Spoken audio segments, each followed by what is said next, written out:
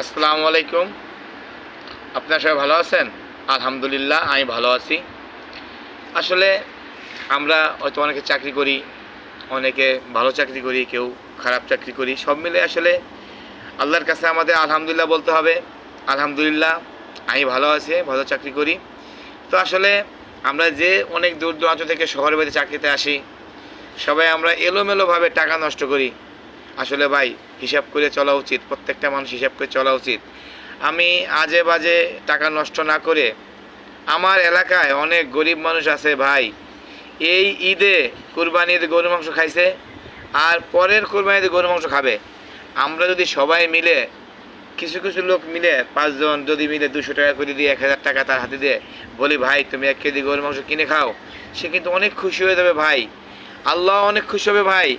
অনেক লোক আছে তাদের বাড়িতে মেহমান না আসলে তারা মাংস খাইতে পারে না, তারা অনেক অভাবে থাকে, একটা নতুন শার্ট কিনতে পারে না, নতুনভাবে কোনো কিছু জামা কাপড় কিনে পড়তে পারে না।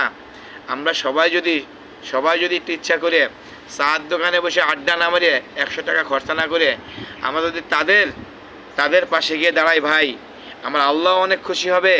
আর এটা একটা সৎ কাজ, এটা ভালো কাজ।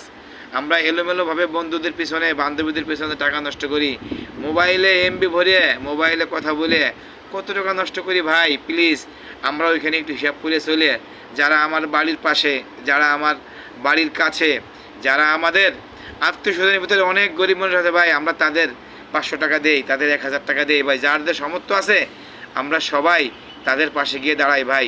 প্লিজ ভাই, আপনারা সবাই মিলে আসলে যারা অভাবী আছে তাদের পাশে আমরা সবাই দাঁড়াই।